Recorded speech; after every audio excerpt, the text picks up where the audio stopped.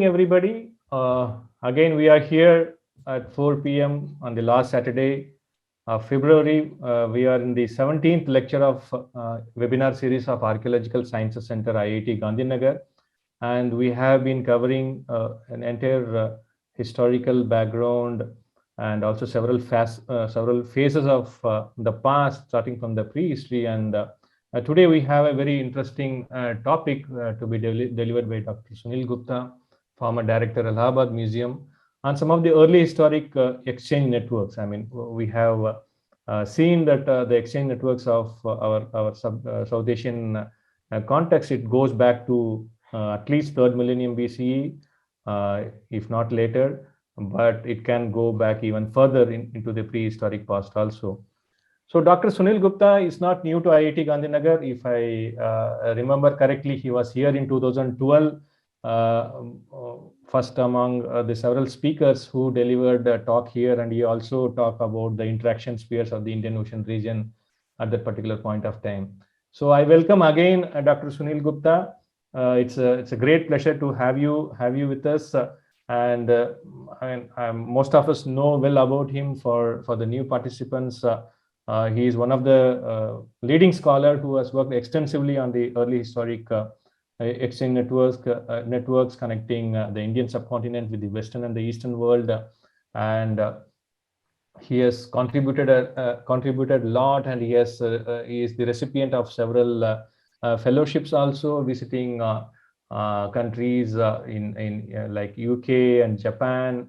And also he has worked on the excavations at Cambridge, which is one of the most important trading port on the western coast. And he has also participated in several excavations in Tanzania, Zanzibar, and also delivered talks in universities of Uppsala in Norway and also Copenhagen. So he has been extensively working on different aspects of this early historic trade network and trying to understand the contribution of Indian subcontinent, the artifacts found here, and also the vestiges of Indian origin found in several other countries. So I welcome again. And last, I mean, I before I forget, I mean, he is also the editor of Journal of Indian Ocean Archaeology, which is bringing out a whole lot of articles on this exchange network, trade networks, and related aspects of our past.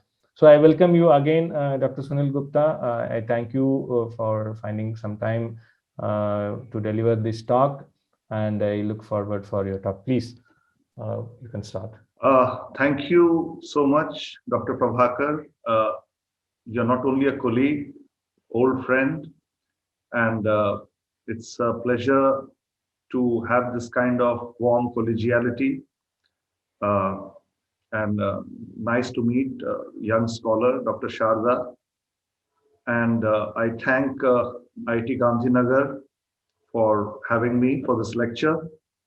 And I welcome all my colleagues and participants who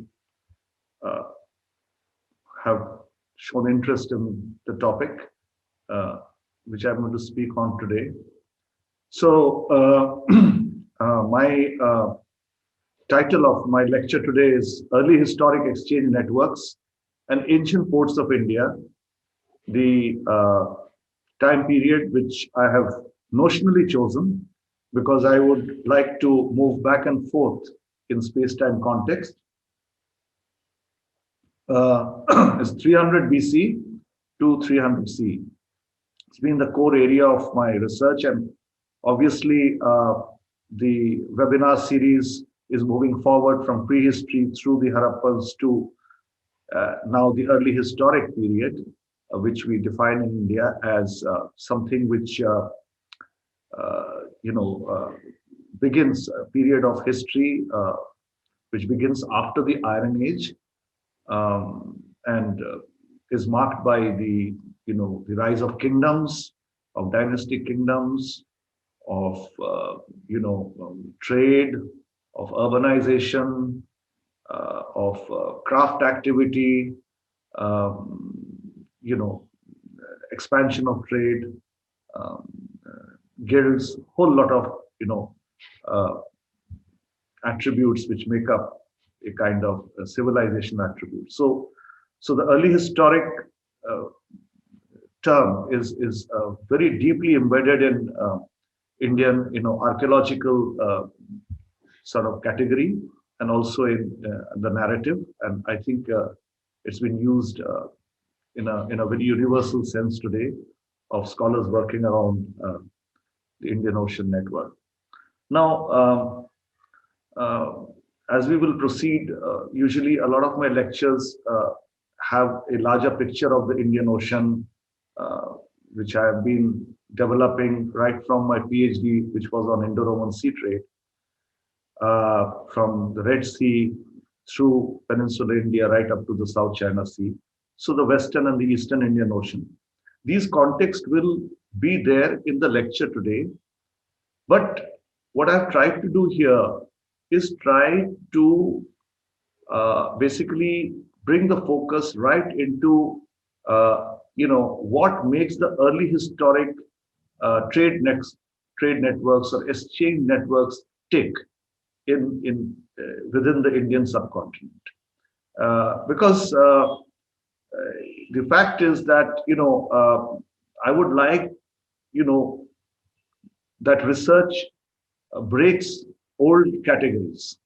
And when we break old categories of research, many of them which are sort of circumscribed by national political boundaries, say, or district boundaries, regional boundaries, or also they're circumscribed by what you call restriction of period studies. So you would have something like Harappan archaeology or prehistoric archaeology, or we look at Harappan archaeology. So that itself is a subculture in itself, with its modeling and its, it's the mining the data from excavations, so building up its own modeling. So it exists by itself. So then you have, of course, the Iron Age and the beginning of the early historic, the beginning of ports, and you have the early historic modeling, and then you have a whole lot of scholarship which is embedded in this. But what is actually, in my opinion, which I'd like to share with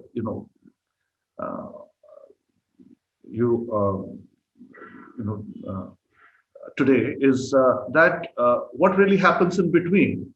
I mean, Colin Renfrew said something very nice, that it is not really the maturation of civilizations which we should only focus upon, but the processes which lead to the maturation, processes which lead to flourish. So let's say between the Harappan and the Iron Age, between the Harappan and the early historic, what really happened? How did things move? So we have to break categories and break these kind of categories to come with, I think, new narrations in mining archaeological data, in what we call recreating the past through archaeology, or I use the term very crudely, archaeohistory. So these are some of the basic points which I wanted to make to you right at the beginning, because we'll be going through the slides. I thought to make it interesting to show pictures and colorful slides. So when we move through the slides, is of course just basically you kind of tell a story, so move it nice and simple. But I would like, as we move, to remember this kind of the background which is actually motivating me to sort of move this lecture forward. So therefore, that is why I chose this topic: early historic exchange networks and ancient ports of India. So this is important. How do you connect, and how do you actually sort of get to the engine, or to gears, or to get the insights from this rich? So when you break space-time categories, when you break research categories, you open up lateral thinking, you open up a whole lot of new questions, and that is where the new interpretations, new research, a lot of things open up which lead to theoretical research and to field research also. So with this, I'll move forward.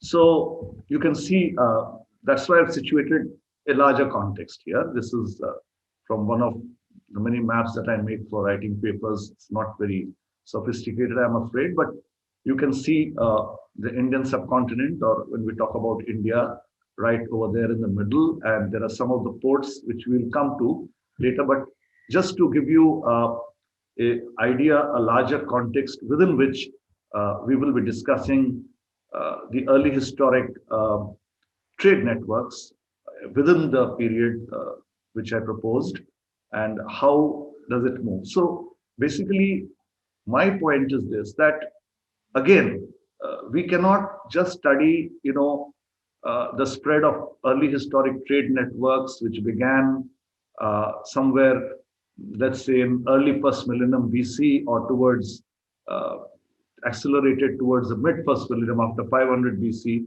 the period of the Buddha. And I'm assuming that many of you, actually would be knowing about these basic facts. And so there was the Uttarapath and there was the Dakshinapath, and this happened and the kingdoms came. But I don't think it's just all that simple. A lot of questions arise. So when you look at the map here, so this is where you connect with ancient ports. Now, when you have trade routes coming from the interiors onto the ports, onto the coastlands, so the question arises that, it's a lot of things which happen for the trade networks to move forward, and also for the ancient ports to form. This would be true both of the Harappan period and also of the early historic ports, because these are the two, classic examples that we have before us. So one of the things which is, in my opinion, a very important ingredient of motivating factor for the spread of trade routes and the formation of ports is what we call political will. No long distance networks, even today when we talk about a globalized world, can function without the impetus of organization, and that organization backed in some form or the other by a political force.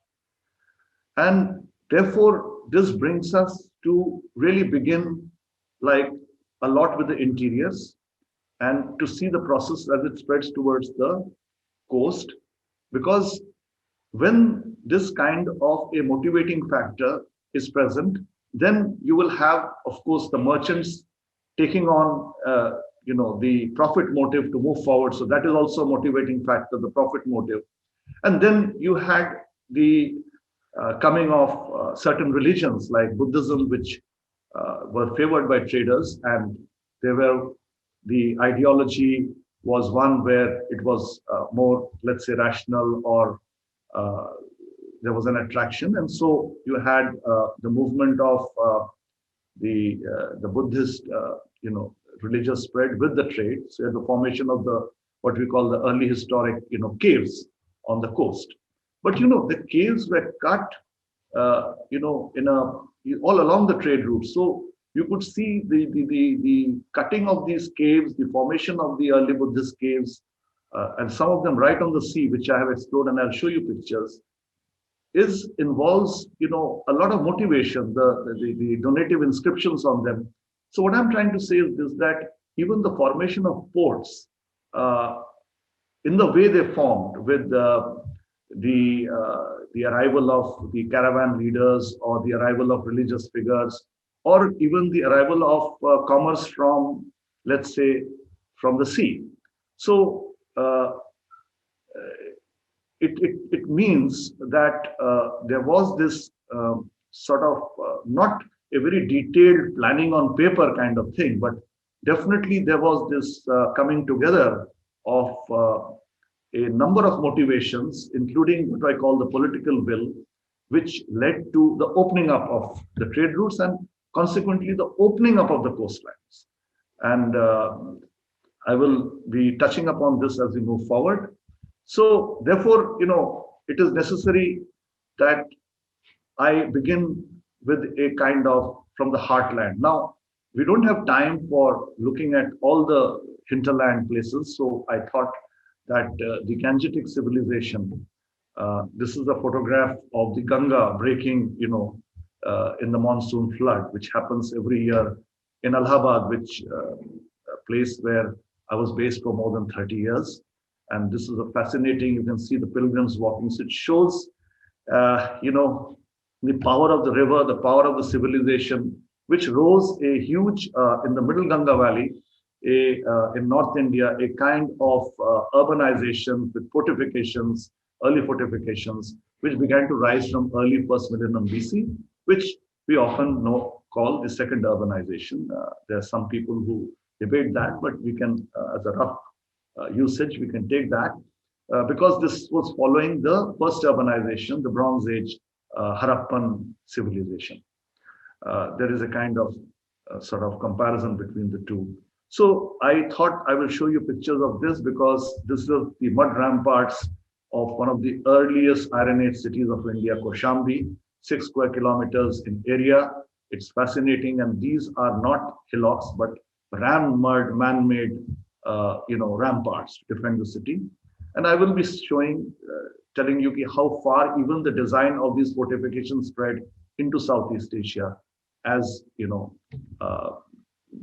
not only trade, but trade combined with ambition, combined with political forces seeking new lands, combined, connected with these two.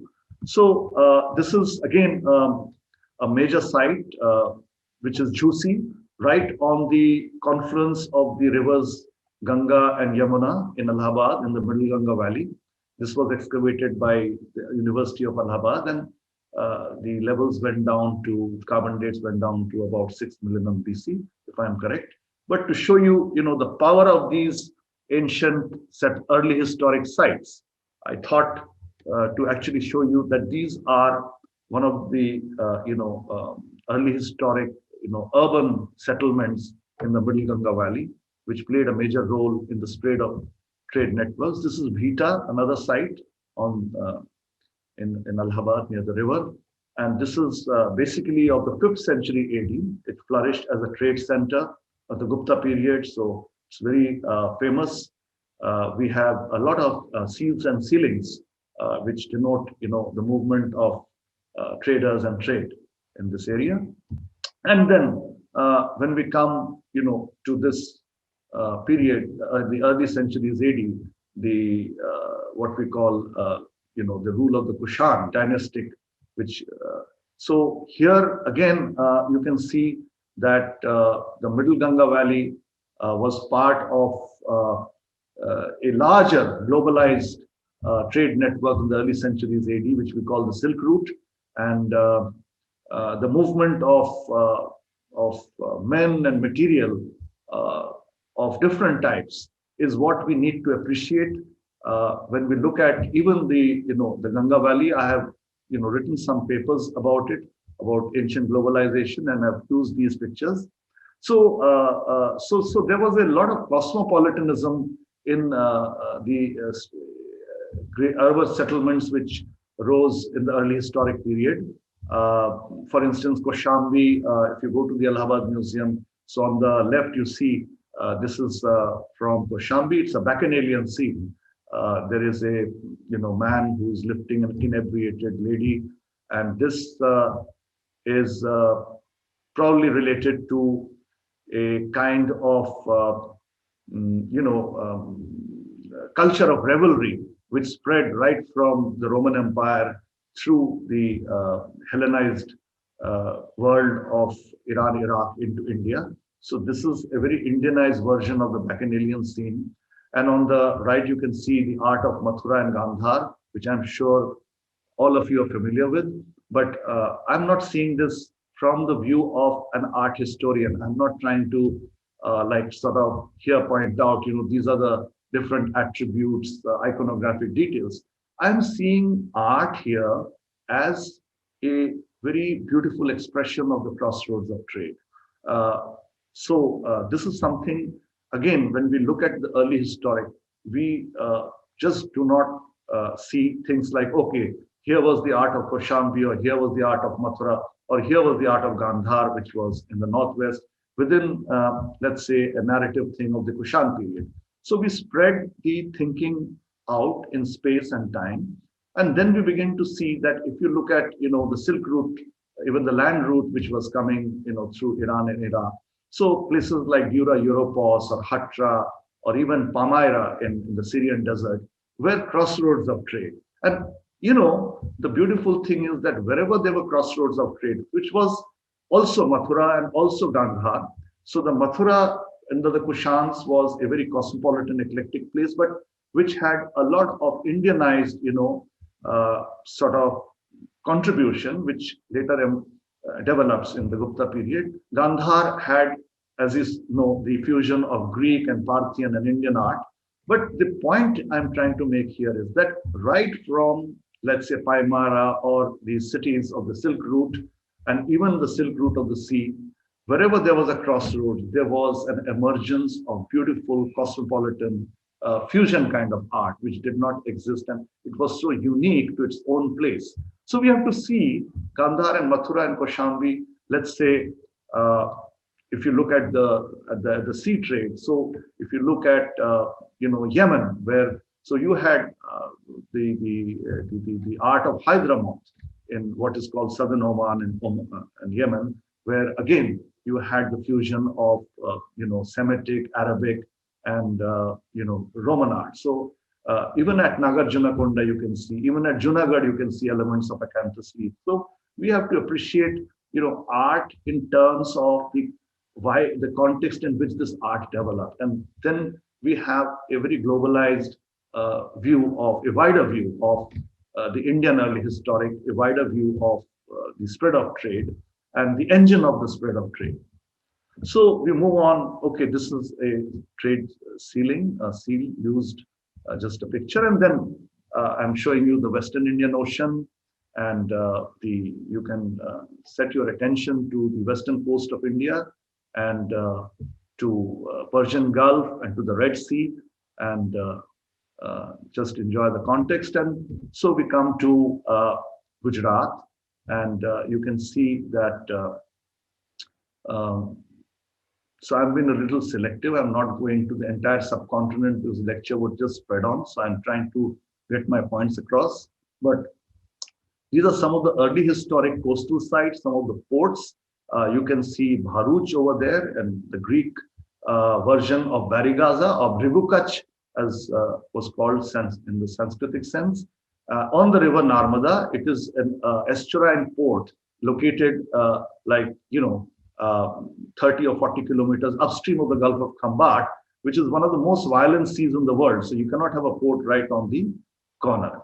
Where is Nagara on top? So I am not shown you, but somewhere at the head of the Gulf of Khambat is, I don't know, because you can see is Lothal somewhere over here. And as I was talking with Dr. Prabhakar's fascinating research now, that he says there were these tidal, channels through which things reach Lothal and beyond upwards into Dhalavira. So we have now a comparison between the Harappan ports and the early historic ports like Brigukach, and below Brigukach, below Narmada is the river Tapti, another perennial river. And here is Kamraj, which I had the opportunity to excavate briefly in 2002-03, but we came out with a lot of rich material, which is in the Indian Archaeological Society, and a lot of stuff has been published. But so these ports are estuarine ports located upstream of the river because they cannot be right in the rough Gulf of Khambat. But it does beg the kind of comparison where this is a picture of Lothal I took back in 1989.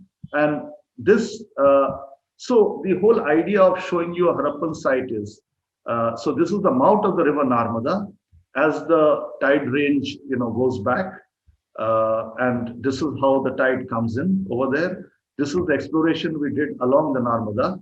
And this is a kind of early historic archaeological formation within Bharuch city, representing the early historic Bharuch, which is early historic Brigukach, of whom the Greeks knew this great port as Barigaza.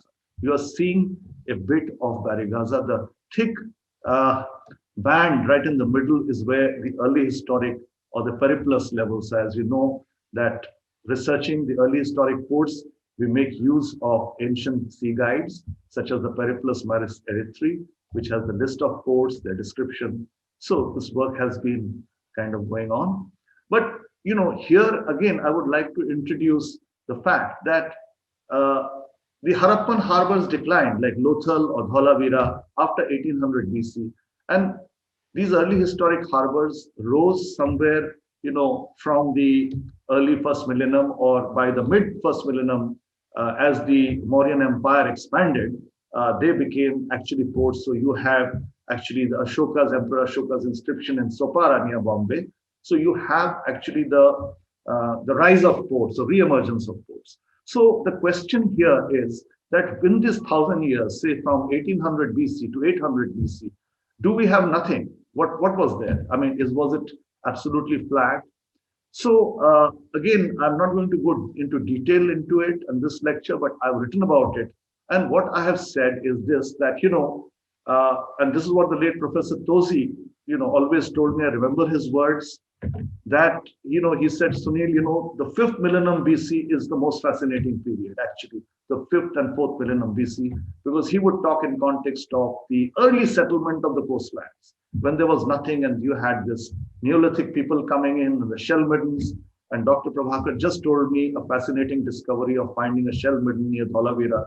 So you had the peopling of the coast, the rise of the first watercraft, and you would be fascinated to know that some of the early botanical commodities, which we still use, like pepper or many other things, actually formed in late prehistory, a selection from a larger Neolithic corpus. So what I'm trying to say is this, that when the Harappans came into Lothal and they came into many other harbors, you will always see that they imposed the classical Harappan model on simple Chalcolithic communities which were living there for centuries and centuries. This is my point.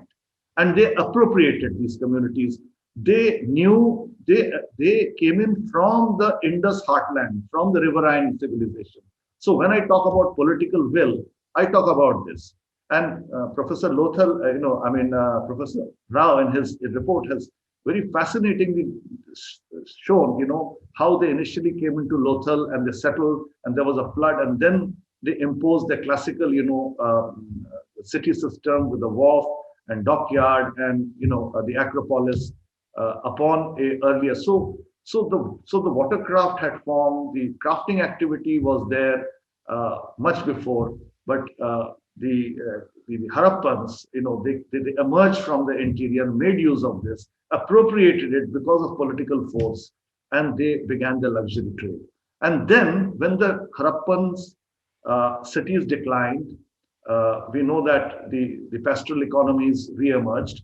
So it wasn't that the ports went away. So we have the concept of the Chalcolithic ports, which continued to tick like a clock, trading food with the Persian Gulf, because that was the natural, kind of connection, not the luxury trade. So like the ticking of a clock, this continued, but the ports were not the kind of ports which were there like Lothal or what you see in Kamraj or what you see in Bharuch. So this is my point. The processes in between are fascinating, and we must look at these. This is the site of Kamraj on the Narmada, which I had a chance to excavate. This is a very beautiful site, and you can go into detail into it, but from a distance you can see it is almost shaped like a bastion.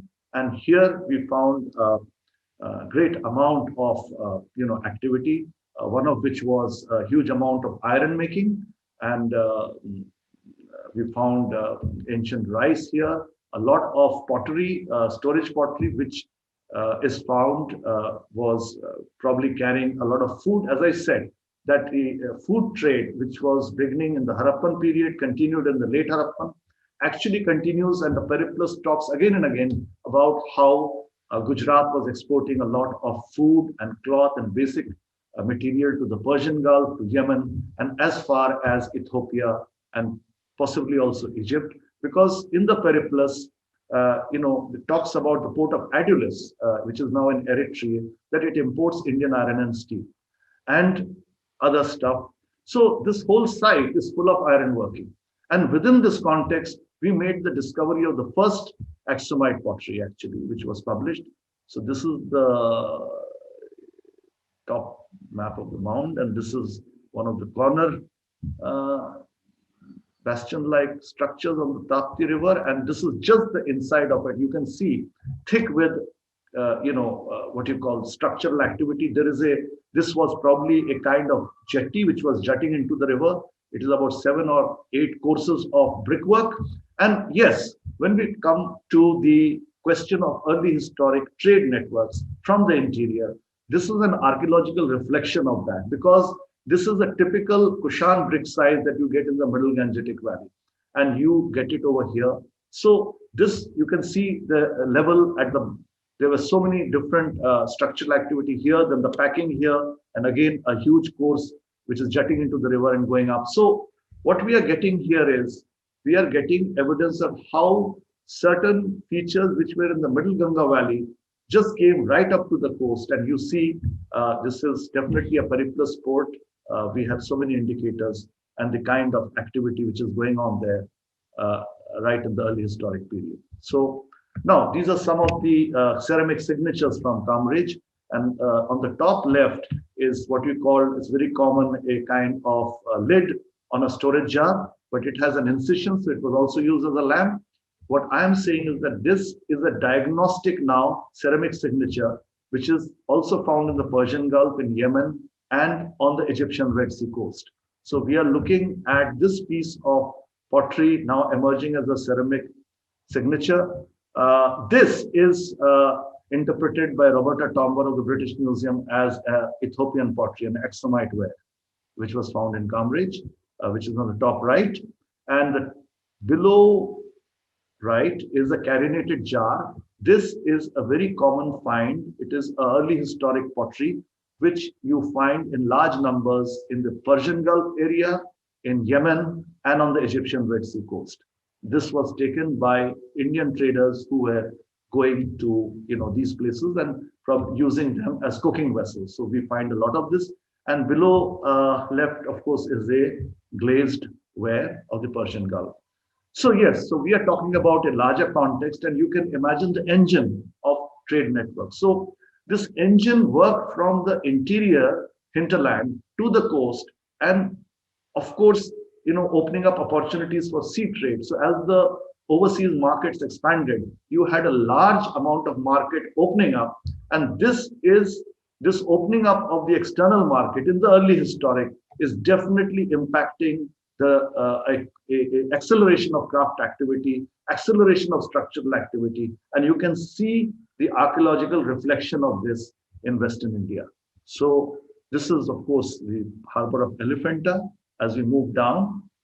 So we're constantly going down, and below that you can see Chaul, and below that is Janjira, and this part, Kuda. These are the early historic Buddhist caves right on the sea, but this is a creek which is protected. So this was identified as the port of Mandagora in the Periplus. And so we go down. This is the approach to Elephanta. Many of us has been there.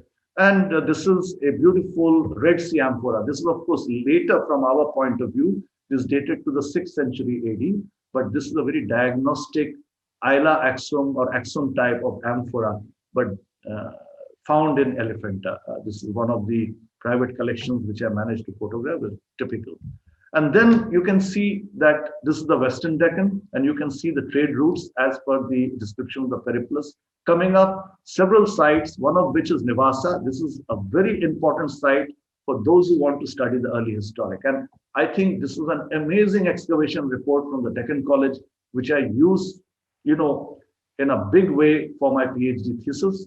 And the stratigraphy of Navasa is fascinating, because the early historic, and I will just show you that the early historic of Navasa is divided into 2 parts, which is period 4 and period 5. It is actually one strata, but you can see the period 4 and 5 are divided by the appearance of the red polish ware and the amphorae. So that stratigraphic period of change, which very long ago, a brilliant archaeologist called Subbarao had actually first written about, is something which, and then I've talked about other sites, early historic sites which have been excavated like Gokarnan, Paithan, Junar, and these are for, and Ter, Nagara, all these excavation reports are available for those students who would like to go and do the research.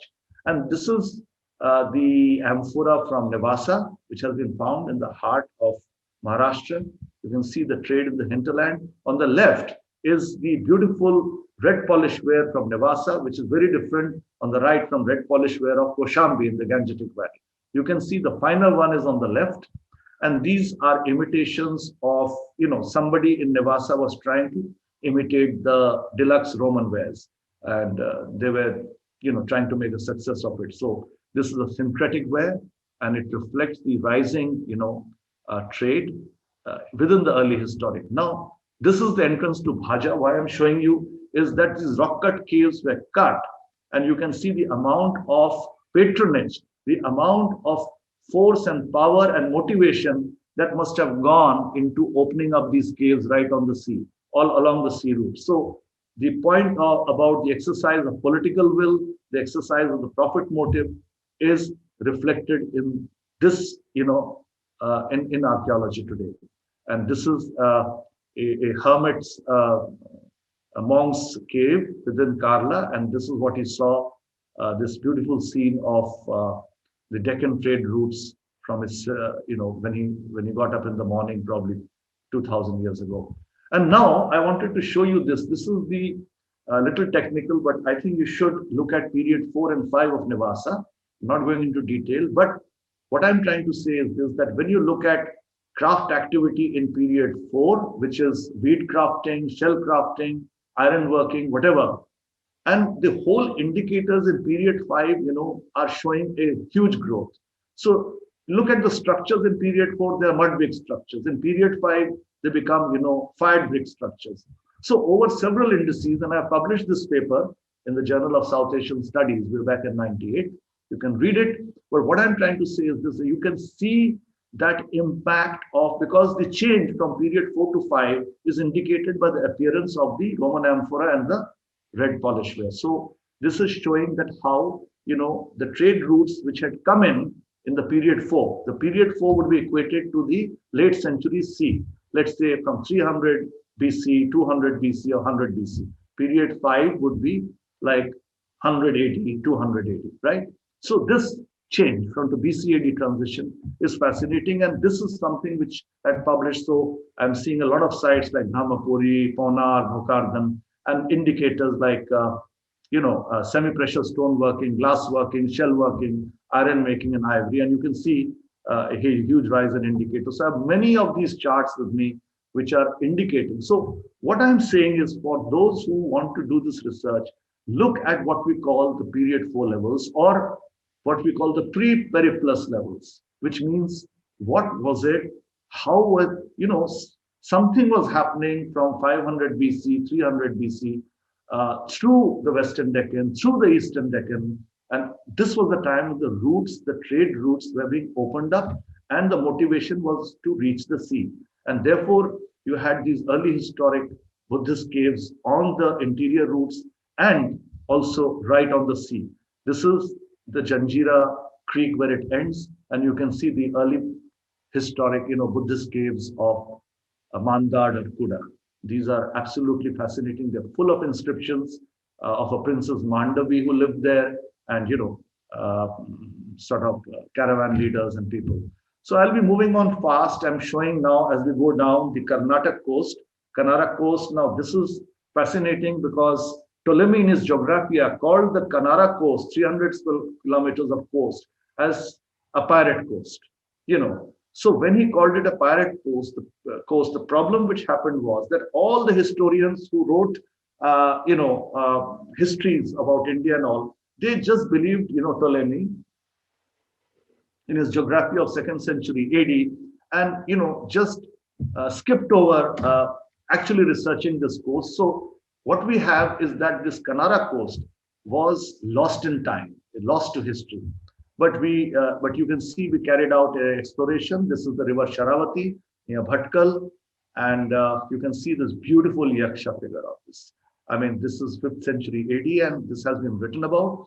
It is more than 6 feet in a beautiful sacred grove in Haigunda Island on the Sharavati, and there were 2 of them.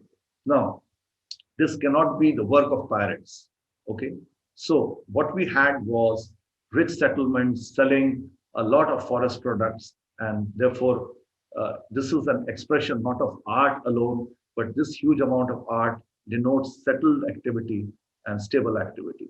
And those art historians who have written about this sculpture say that it influences of not only the Gupta sculpture, but also of Gandhar, and there are Hellenistic elements as well. So these are Buddha heads from Lakshadweep. I won't dwell too much on this.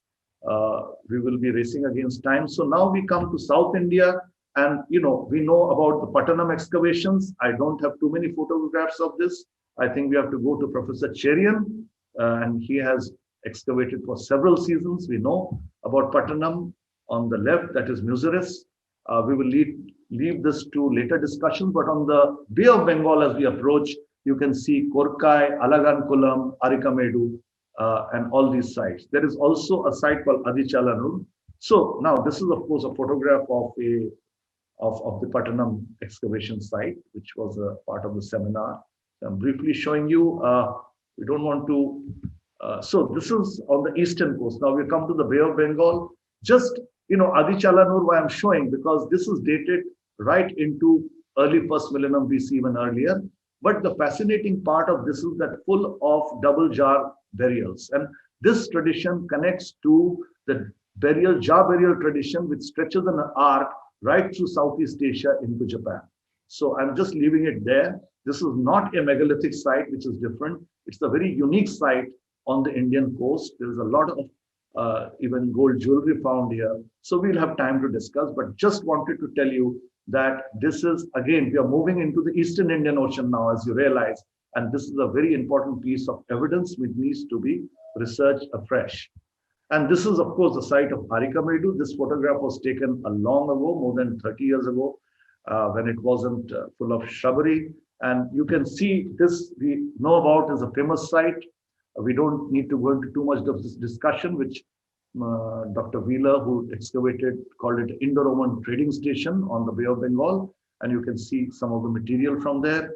This is some of the Indo-Pacific beads from Arikamedu. Now, Indo-Pacific beads are special micro beads made here, and these are spread in thousands right across Southeast Asia and right up to Japan. I had the occasion to research these beads in Japan for 1 year, and I will show you the map, how the huge export of these beads from the Bay of Bengal sphere, not only Arikamedu, but from Southeast Asia, impacted the Eastern Ocean. So these are some of the glass fragments from Arikamedu. And yes, this is the the Andhra coast, Orissa coast, and up to the Bengal coast. Now you can see the spread of early historic sites along the rivers, the estuarine sites, and along the Orissa coast right into Bengal. So you can see how thick the early historic, coastal network was.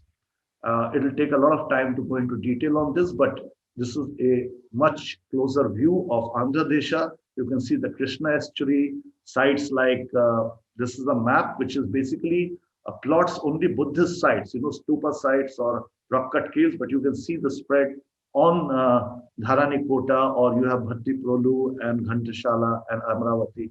All these are plotted. I'll be glad to share this with all those who would like to need it.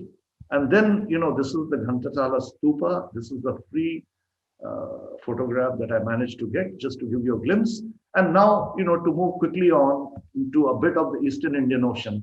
And this is something to say that, this was marked by a lot of not only Indo-Pacific glass trade, but also stone bead trade. And here, again, the role of Gangetic Valley again comes, because what we are getting, the evidence is that a lot of glass bead began to be exported to Southeast Asia and further on, around the 1st century AD.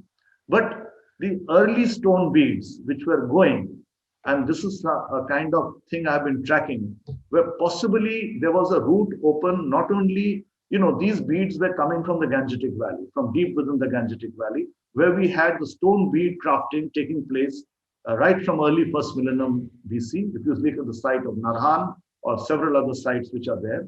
And then what I'm proposing is that not only did they go to Southeast Asia by sea, but there were routes cutting through the Indian Northeast, through Sekta in Manipur, into northern Burma, and these routes were going down into Thailand through the land routes and into China, which I'm showing you the map. And I did some exploration, had the opportunity to do it there. So what I'm saying is this, that you have dating of stone beads right from Gangetic Valley, which is the earliest in northern Burma, 6th century BC, and the site of Bandon Tafet, which Glover excavated, it is 4th century BC. And he told me that nobody believed me that he got early dates for stone beads. But when we did a modeling that no, these may not have been coming by sea, but actually through the land routes. And you can see these are some of the early bead finds. The details are there. I'd be glad to share the specifics with you later on. But we are moving into Bandon Tafet through the 3 pagodas pass below and into Yunnan area of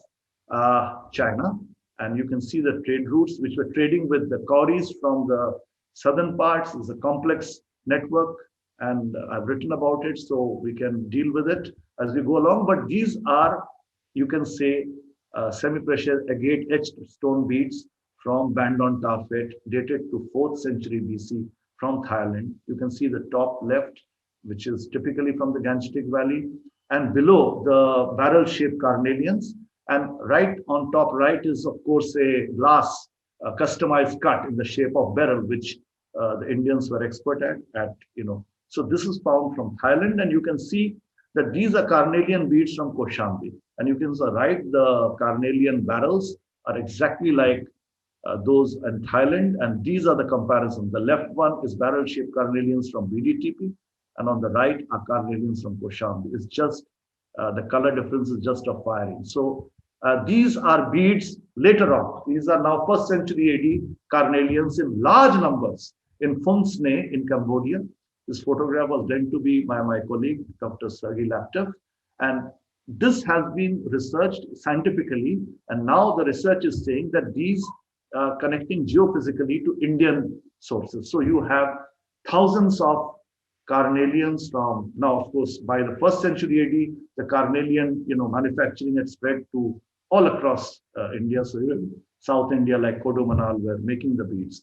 So we have this time difference, and then again the bead evidence. And this is related where in the heart of the Assam Valley. So a little bit as we move, this is on the Chinese side, as you cross from Burma into Yunnan, these are imitation, like you have Roman coins being imitated in clay in India. These are cowries, clay, cowrie shells, which were so valuable, which were being exported through the land routes of the Indian Northeast into southern China, that these are dated to 1st century BC, and these are made by poor people who were imitating the shell cowries in clay. And these are on display in the museum. So you can imagine the power of this trade networks in the early historic period. So instead of not only amphora on the western side or glass or stone beads on the eastern Indian Ocean, the trade in cowries was huge. So this is the island in southern China on the Erhai Lake, where these cowries, clay cowries, were found, and you can see the roots cutting into southern China. And these are Indo-Pacific beads from Japan, and you can see that huge distribution, thick. And these are, each site is a double jar burial with thousands of Indo-Pacific beads exported in the 1st to 3rd century AD from the Bay of Bengal sphere. And I'm sure some of them must have been going from India as well, as the last analysis moves forward. So the impact of this global trade. So you can see that very clearly when we talk about the early historic trade networks in India. I come back to the original point that, look, we cannot just study these trade networks in isolation. These are engines which were driven by powerful kingdoms, whether it was Harappan for Lothal or the Mauryan for Sopara.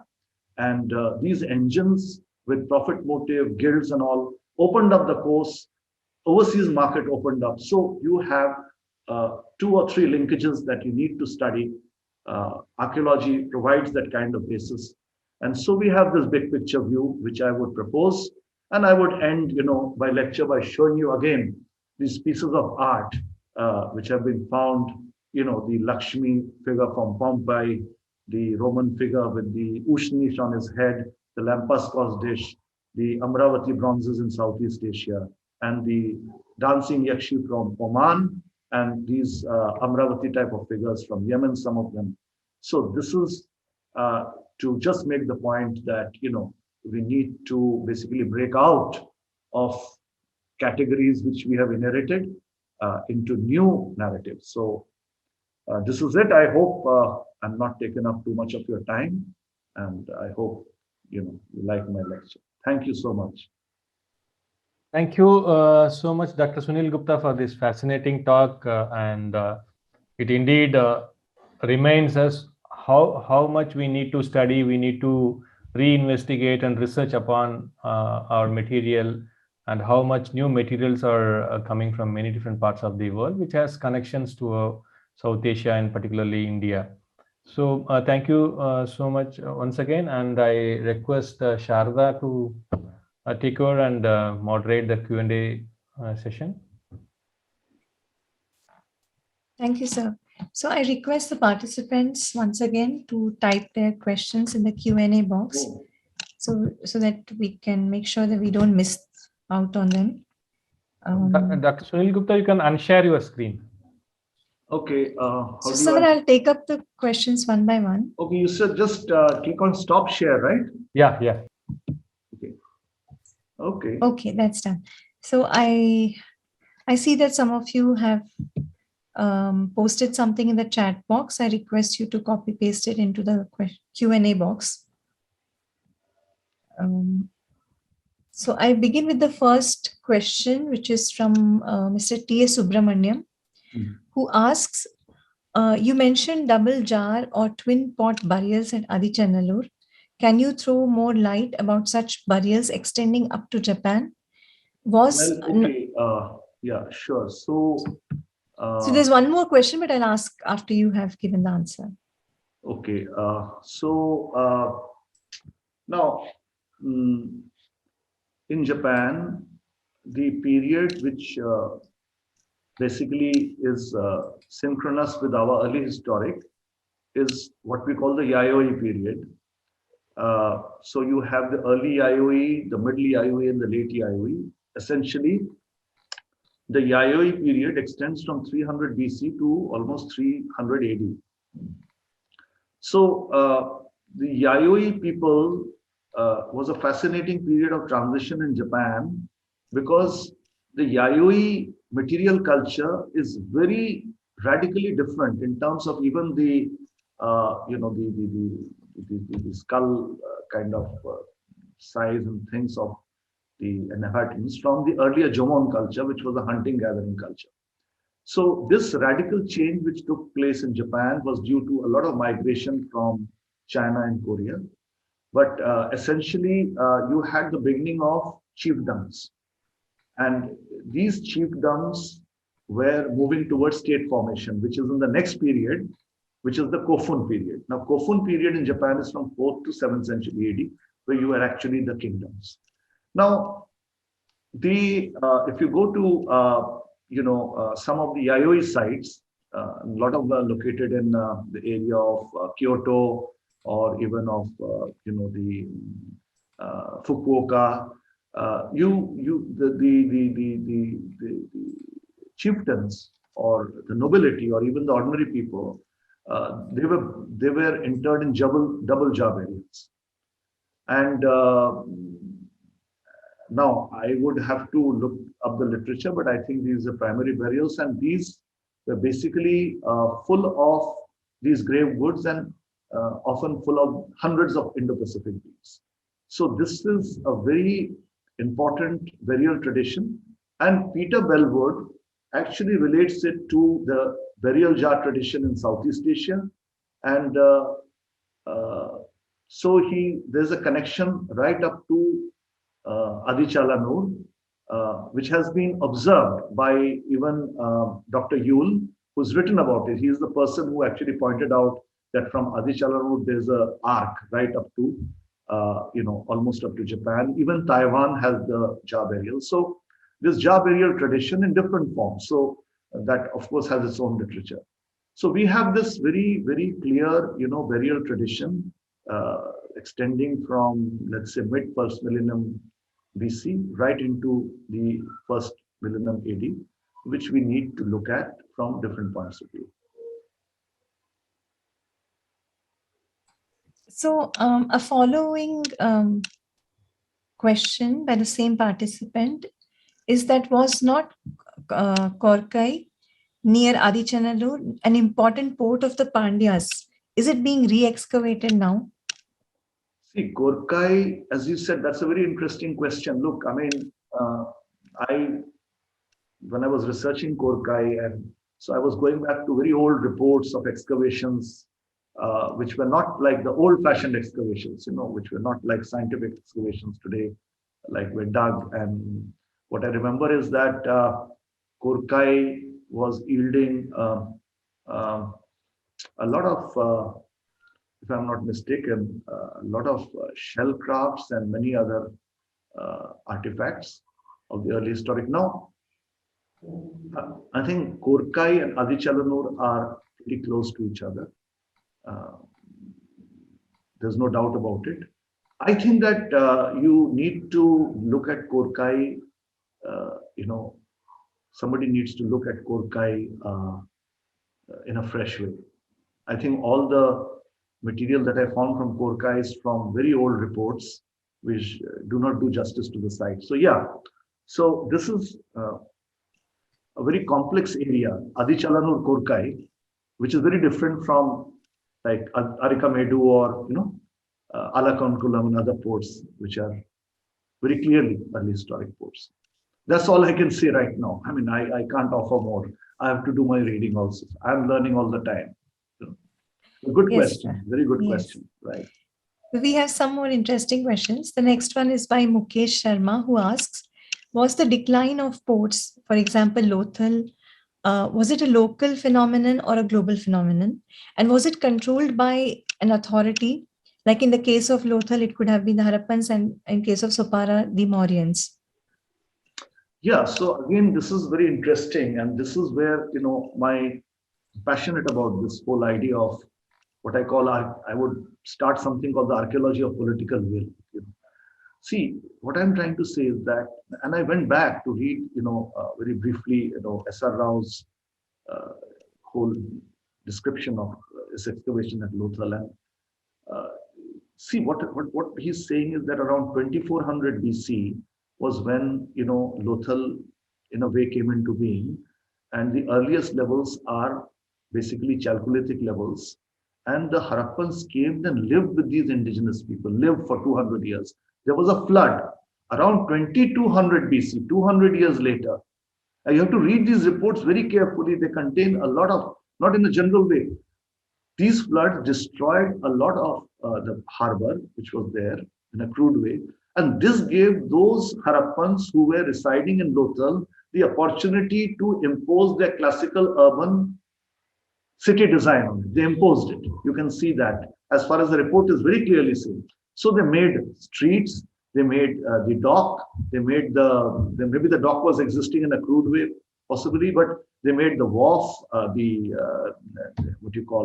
workshops, the storehouse, the Acropolis came up, and there were several floods after that. But you see, this was clearly happening. And so what we have is definitely an exercise of political will, because if you go far back to, that's why I said, go back to 5th, 4th millennium BC, go back to the shell-midden sites, go back to that point, and what Dr. Prabhakar rightly said, that, a lot of crafting activity, at least shell crafting activity had started then, much, at least 1000 years before, minimum, and watercraft activity and local coastal networks had started. I mean, you get mother of pearl pendant you are getting in, I think, Shahi Tam in the middle of Balochistan.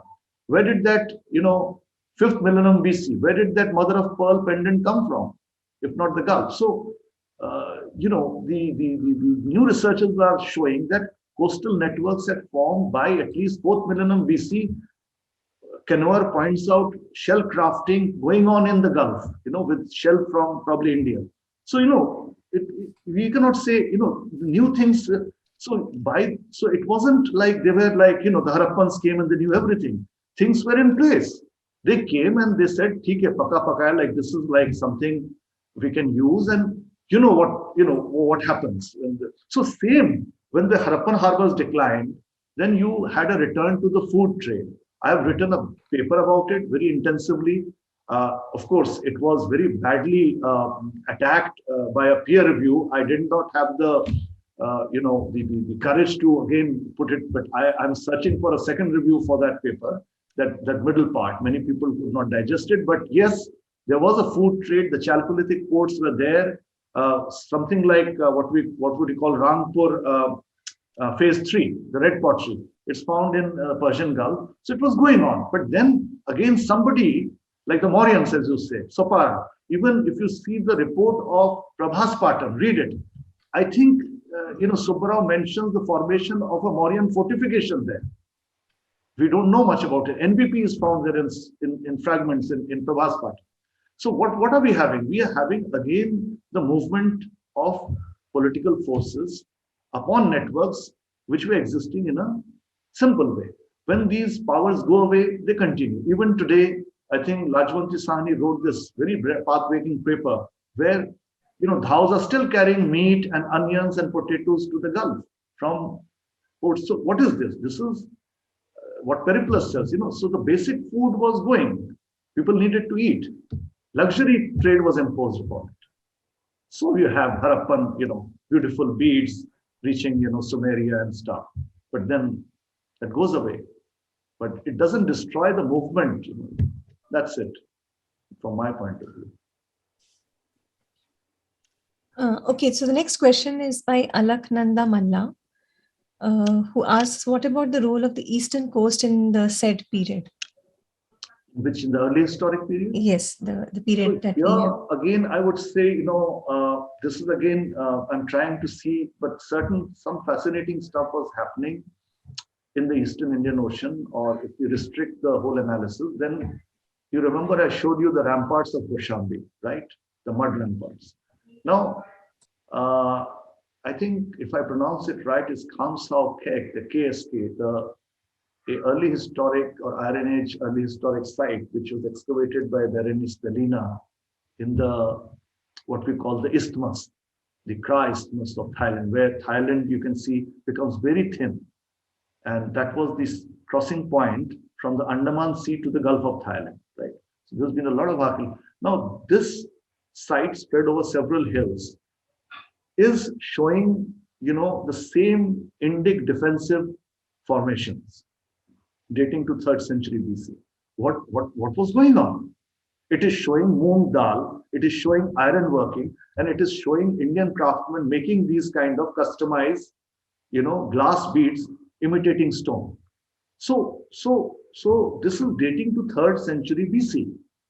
Now we find when you look at southern Sri Lanka, Tisa Maharaba, for instance, sites like that, you are seeing the same kind of cities of the second urbanization, like Koshambi or Patliputra that you have. You're seeing the same thing happening in southern Sri Lanka. So definitely, there was this kind of migration out of the Gangetic Valley through ports like Tamralita along the coast, the same kind what we had in West Asia.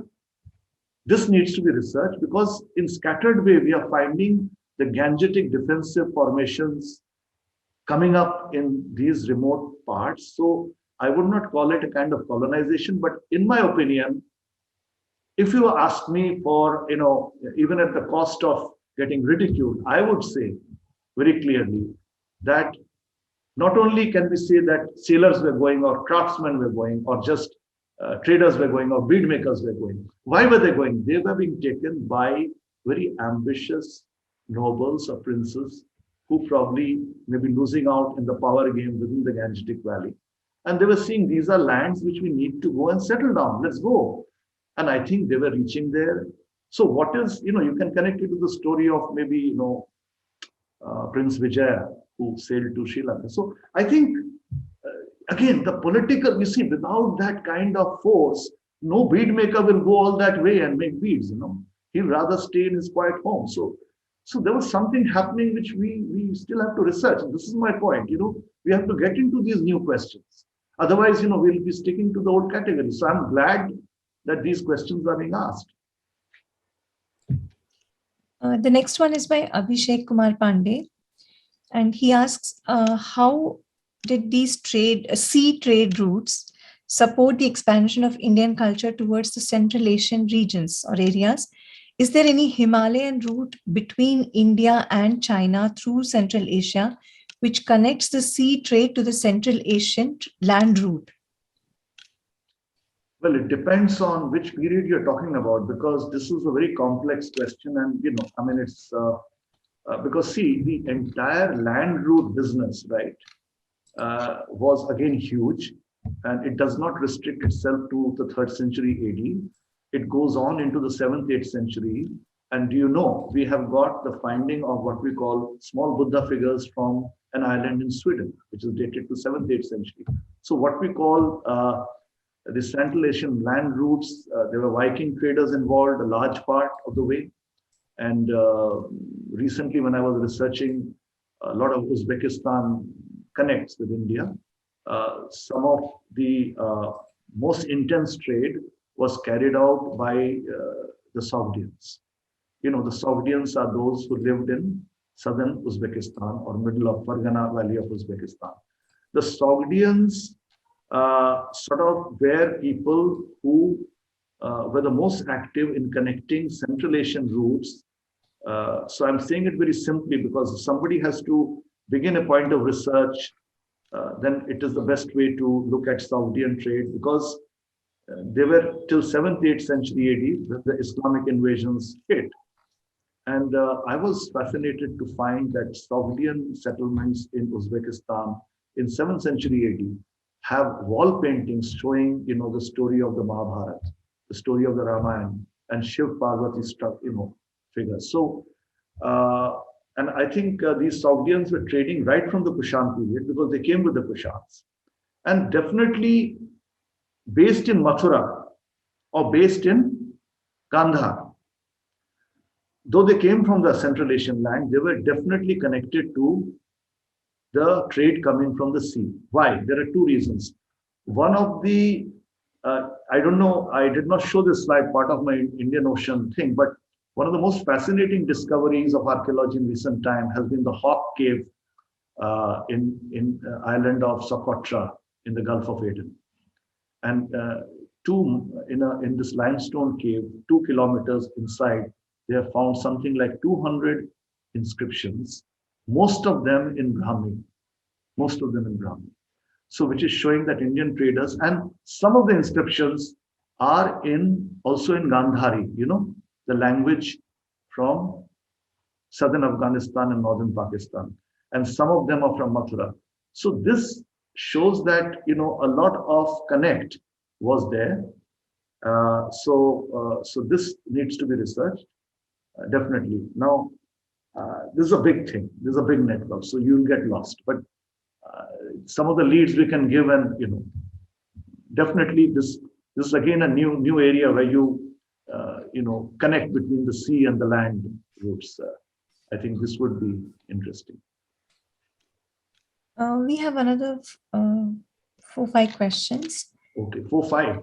Yes. So the next one is by S.R. Gandhi, who asks, the Gujarat coast is known for large tidal variations and high current.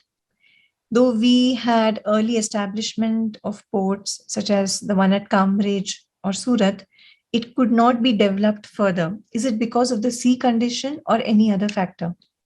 See, right, if you look at, the situation of Lothal, it is not right on the sea. Or if you look at the situation of Bharuch, modern Bharuch is on the ancient mount, right? So if you walk around Bharuch, you'll go up and down. So these are 30 kilometers from the mouth of the Narmada. Similarly with Cambridge, 30-40 kilometers from the mouth of the Tapti, where it meets the sea, because the sea is ferocious. So you have what we call Estuarine Harbors, which means that fishermen from there still go out to fish in the sea or they come. But the idea was, and the Periplus describes it in vivid terms, that the sea is changing so fast, the ships need to get into the safe part of the river and sail up a bit, about 30 kilometers upstream, and then they find the protection. And because of that protection from the shallows and the high tides and the winds, they can safely trade. So these riverine ports in Gujarat were sort of estuarine ports. And then you go down towards Elephanta or towards the creek-based ports like Kalyan or Sopara or Chaul or even what I showed, Janjira. These were not rivers flowing into the sea. This was a sea coming inside. So they were creeks. But the sea at Janjira is coming inside for 20 kilometers. Okay. So where it ends, again, it is surrounded by hills. So you have the safety, right? The ship can berth safely. When you come to Arikamedu, it's again a lagoonal port, which means somewhere a small river flowing into the sea, but again, a little bit 3 or 4 kilometers from the Bay of Bengal. And if you go to Tamralita, again, it is like Gujarat. It is like an estuarine port, like, Diamond Harbor, the modern port in Calcutta today. So you can see, if you study the ancient harbors, they're geomorphologically, they're located in different ways. So that's how they probably survived. That's how they developed, how they protected themselves. The next question is by an anonymous attendee. So he or she asks, do we have strong evidences of trade routes and trade commodities between the post-Harappan period and the Primordian period? Well, this is something which is interesting. Several papers have been written about it, and I have also tried to write about it. So, but we have got, what I would say is that the idea of what we call the Chalcolithic harbors, they must be actually small ports. So you have late Harappan pottery, like what we call the later Rangpur type of potteries, and some of other wares. They are being found in the Persian Gulf area, dating to possibly 1200 BC or 1100 BC, right in the post-Harappan phase. And if you go nearer to the Harappan period, so what we have is late Harappan, even jars, storage jars are found on the Oman coast. So there is no doubt that in some form, because what happens is that after the decline of the Indus cities or the disappearance of Lothal or Dholavira, and we know very well that there is they don't, basically there's what happens in Harappa is a de-urbanization. The cities disappear, but the people shift to villages. So Saurashtra actually has a very rich pastoral economy. The villages increase in number in Saurashtra in the post-Harappan period.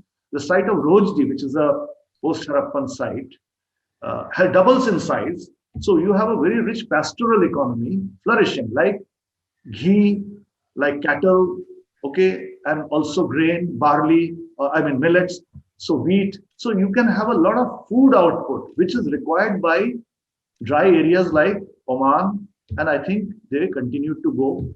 And if you go and read the reports that's why I said you have to spread your interest into the Persian Gulf. They're all published. You can see that these potteries are appearing. No doubt about it. So, the food trade continued, definitely. And as I said, then when the Harappans came, they imposed, and then later the Mauryans imposed. So you have the movement of the political will for luxury trade or big trade. The next two questions are from the same participant, Shikha, right? So first question that she asks is, can we say that the large number of caves along the western coast also indicate towards the psychological need of sailors and mariners who were sailing the seas, and because of that, the kings were patronizing these caves? Yeah, sure. There was a kind of, I think, very deep relationship, because when we began to explore the early historic Buddhist caves, then we know that, they are in the Karla group, Bhaja, Betsa and Karla, which are in the critical point where the Deccan routes are coming down to the Konkan. But a special interest of mine was to see the early historic caves which are overlooking the sea, actually overlooking the sea. And this was, of course, a long time ago. I'd love to go back and do the exploration again. At Chaul, I would share with you, when we were exploring along the hillside, we saw the main early historic cave where the stupa is carved inside in pilaster. But somewhere along the hillside, we discovered, just two sharply cut rectangular openings right on the rock, 30 feet, which we actually crawled into and sat inside, and I could not believe it. It showed a completely commanding view of the sea coming into the creek at Chaul. So, there were 4 small post holes in that, and I'm sure it's still there. So somebody can. So what I'm saying is that these caves were serving a function, not only a spiritual function, because the sea is a very hard taskmaster. So they would all want, to go to the sea and be safe. So there was a spiritual aspect, but also, these were meeting points for merchants. In the Kuda caves, there are inscriptions which talk about caravan leaders coming there. And there was the Mandavis were ruling over there. And also, you have a very fascinating paper which was published in the Journal of Indian Ocean Archaeology by Dr. Kurush Dalal and others, which, in one of the inscriptions in Kuda, there is a suffix and a prefix. So sometimes when you begin an inscription, they would put a little auspicious sign like a swastik or Punghat, like an Indian auspicious symbol before beginning an inscription. So at one point, an inscription either began or ended with I forget, this is a typical, Greek symbol, auspicious symbol. I'm just forgetting the name of that. But so you can imagine that, even Greek sailors were there. So these caves are important. And we know also, there's been a modeling that they were also probably used as rudimentary lighthouses, located high.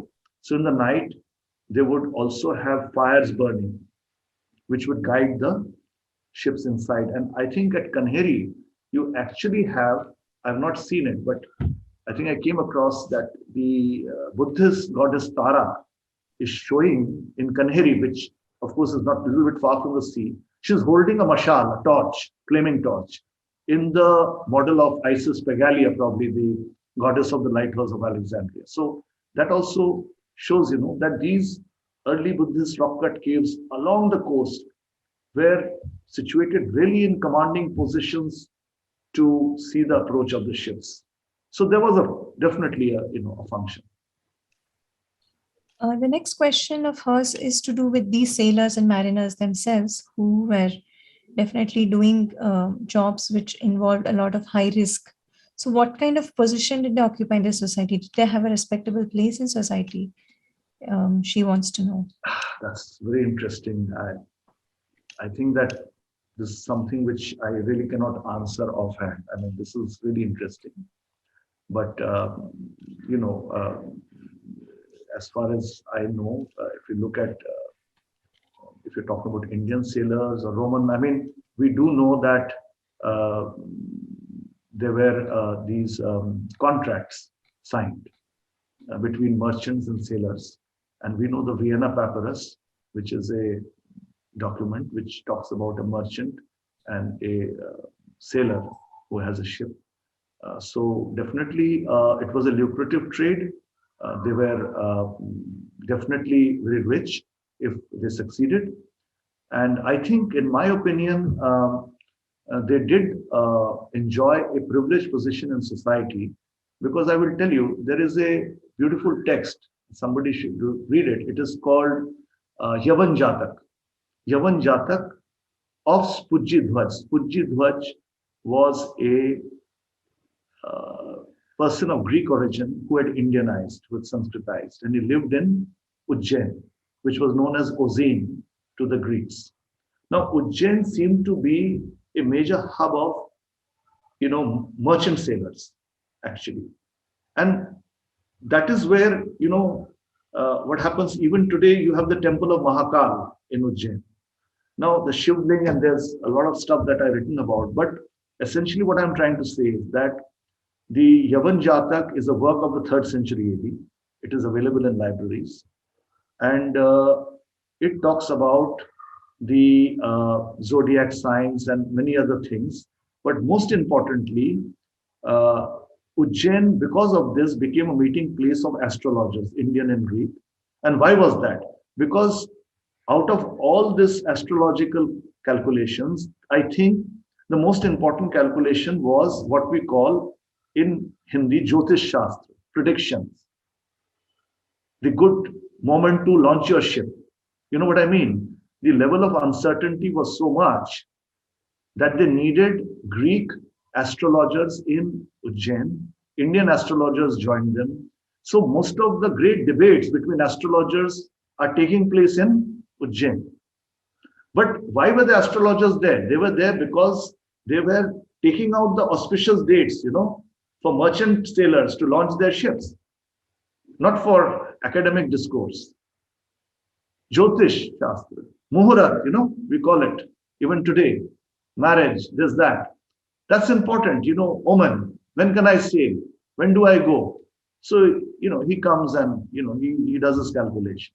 So Jyotish Shastra is a particular, I think, if I am correct, correct me, particular branch of astrology. It's not all astrology in the traditional sense, which takes out dates for you. So I think something like that. So I think these are very interesting, questions. And I think what I would want is, if I can convince people to ask further questions, and not to me. I mean, I'm getting my fill of questions right now, but go ahead and ask, maybe new research, something like that. That's important, to break out of that. So we have the last interesting question of the day. And this is by Saurav Lai. He, of course, thanks you for this informative talk and then asks, what was the historic value of Tamralita port? I think it was important in the sense that, a lot of ports, actually, most of the ports came up in just at the end of the 1st century BC and 1st century AD. So the lists of the periplus and the geography are showing that. But Tamralipti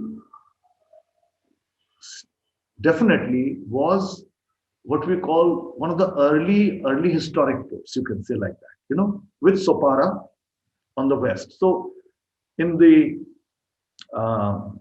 narratives of Emperor Ashoka, the Mauryan narratives, you hear about 2 ports, Tamralipti on the east and Sopara in the west. And so I think that, and Bharuch, Bhrigukach, which is possibly even going back to the Mahajanapur period, because we have read blackware there, and there's some questions. But in my opinion, Tamralipti would be possibly the early historic harbor, Indian harbor on the Bay of Bengal. I think so, as a, which was, again, patronized directly by the Mauryans, because it is from there that he sent his missions to Sri Lanka. So I think it's very important from that point of view.